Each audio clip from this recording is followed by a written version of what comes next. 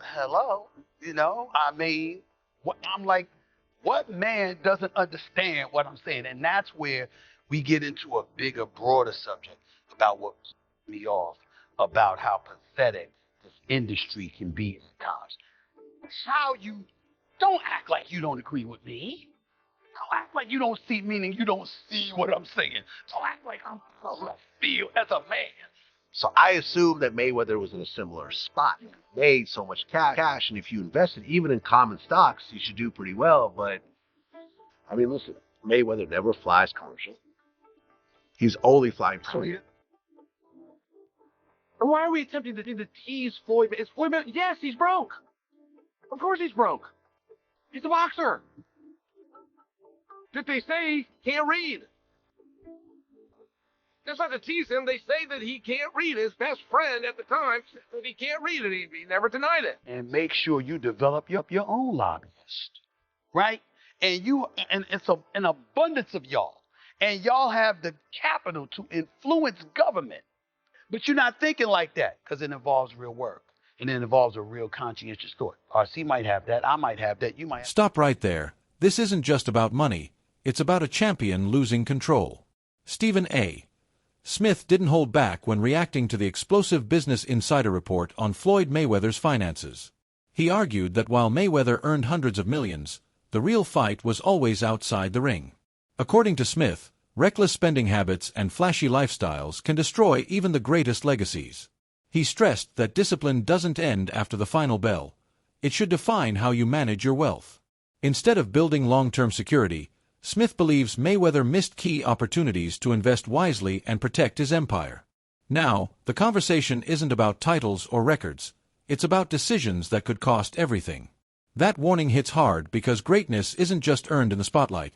It's protected through smart choices when the cameras fade away. This is a beautiful house, my man. How many square feet is this? A little bit over 20,000 square feet. 3 or 4 levels. Money Mayweather. Seems appropriate that you would be living in Vegas. My mentality is always about, working smarter, not harder. I see that picture. Who is that? And that's where it all started. That's you? That's me. This picture is old school. I got the old school gloves on. Mm-hmm. And this is made of carpet, actually.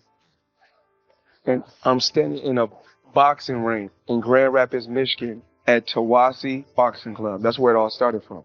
But you knew instantly you wanted to be a fighter. That's all I knew. My whole life. That's all I do. What's your definition of toy? Well, private jet, Enzo. Stephen A. Smith even pulled out an old clip from his visit to Floyd Mayweather during his absolute prime, and what it showed was mind-blowing. Inside that massive mansion, Mayweather wasn't just living rich. He was living on another level. Rows of luxury cars lined up like trophies, diamond-covered watches shining under the lights, and rooms filled with pure extravagance. Everything screamed power, success, and unlimited money. Smith pointed out how Floyd proudly displayed it all, almost like a symbol of invincibility. But looking back now, that same moment hits differently. What once looked like dominance now raises serious questions about priorities.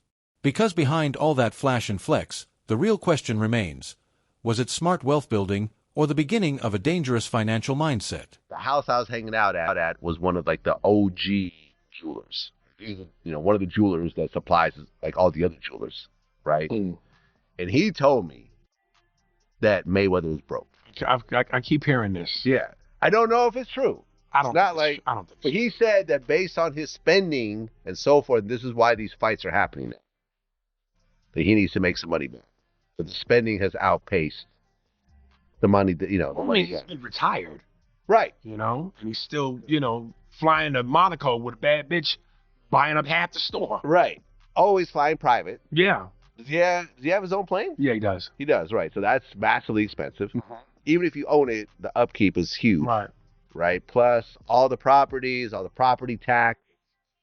Yeah, I mean, if you're not properly invested, because there was he was saying that he bought this building in the Diamond District, but people are saying that's, the same jeweler said that's actually not true. Right. So there's been a lot of stuff like that. Listen, I hope not, man, but I remember I interviewed Tyson. He lost $300 million. Ary Spears didn't hold back either, calling out the dangerous pattern of reckless spending that continues to haunt elite athletes.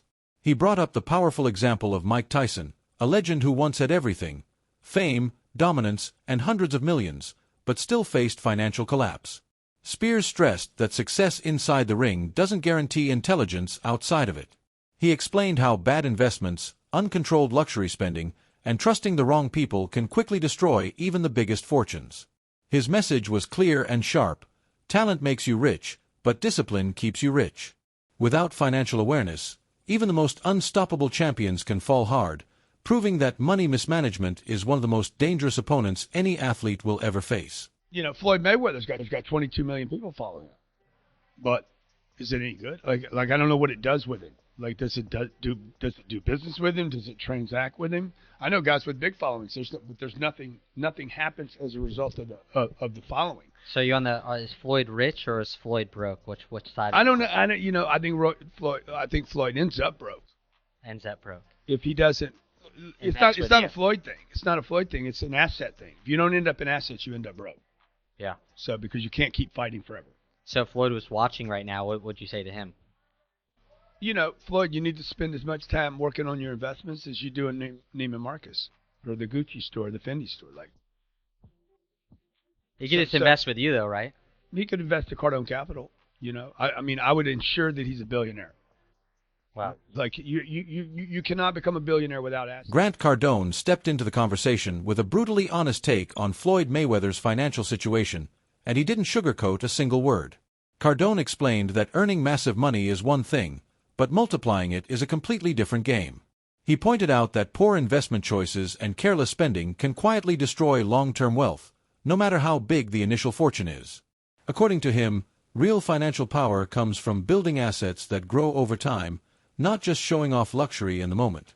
Cardone made it clear that without smart strategies and disciplined money management, even someone like Mayweather can struggle to maintain stability and long-term financial growth. I'm financially set. I want to let everybody know this. He said in 2021, every property I have is paid for. My jet, paid for. All my cars are paid for. I own $1 billion buildings. Everything is no longer paid for. They're exposing him, if you don't know.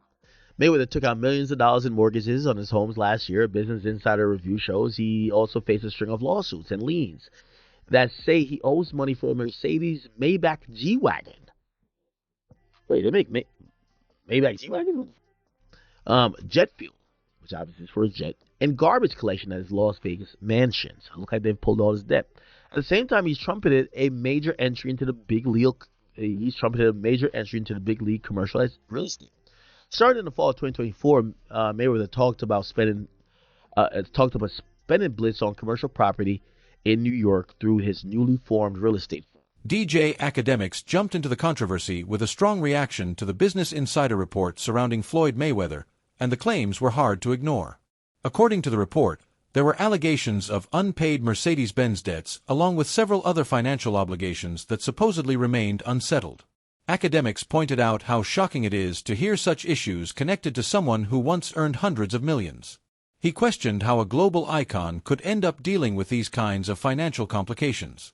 The situation, he suggested, shows that fame and fortune don't always guarantee control behind the scenes, and even the biggest names can face serious money problems. Because he owed so much money to them and had apparently not much of it in liquidity, not much that he could actually spend, or at least that's what his representatives said. His representatives wrote back to the IRS, it's a true story, you guys can look it up, that he could not make the payment. He couldn't do it. He didn't have $22 million liquid in cash. For a guy that had made, up until that point, let's just say $900 million, because he made $300 million fighting Conor, he didn't have $22 million sitting around in a bank for all that cash he's flexing, for all those cars, for all the places. And again, I'm not saying that multi-millionaires and billionaires have $1 billion liquid, but you couldn't have found 22 mil. So his representative said, wait, we're going to have this fight, and then he'll pay you after the fight. Wade Plemons shared a measured but impactful perspective on Floyd Mayweather's financial journey, emphasizing that the issue isn't how much money he made, but how it was managed over time. He acknowledged that Mayweather generated extraordinary wealth during his boxing career, putting him in a position most athletes could only dream of. However, he pointed out that earning big is only the first step. What truly matters is how effectively that money is used. According to Plemon, smarter investments, strategic planning, and disciplined spending could have created long-term financial security. His message was clear: without proper financial direction, even massive earnings can fall short of building lasting stability and generational wealth. I'm separated now. I don't think there's no boxer in history that has accomplished what I've accomplished. Not bragging or boasting, just speaking the truth. I take my hat off to a lot of legendary champions, that paved the way for me to be where I'm at in the sport of boxing. But that was their era. This is my era. Had tremendous career. We got young fighters that's on the rise, just under our banner. The ultimate goal is to find the next Floyd Mayweather that can break my records. So is Gervonta Davis that guy? Floyd Mayweather built his name on dominance, but the real story now goes beyond the ring. It's about legacy versus reality. Once untouchable, now surrounded by questions, his journey shows how fast perception can change. From calling himself the greatest ever to chasing the next big payday, the narrative has shifted hard. Even voices like Chael Sonnen and Dan Le Batard highlight a brutal truth: boxing fame fades, but financial pressure doesn't. Massive earnings don't guarantee lasting wealth, especially when spending matches the spotlight. Still, Mayweather's impact on boxing remains undeniable, but the debate around his financial decisions keeps growing louder. And now it's your turn. What do you think? Is this a downfall or just another chapter in his story? Make sure to like, share, and subscribe for more powerful breakdowns like this.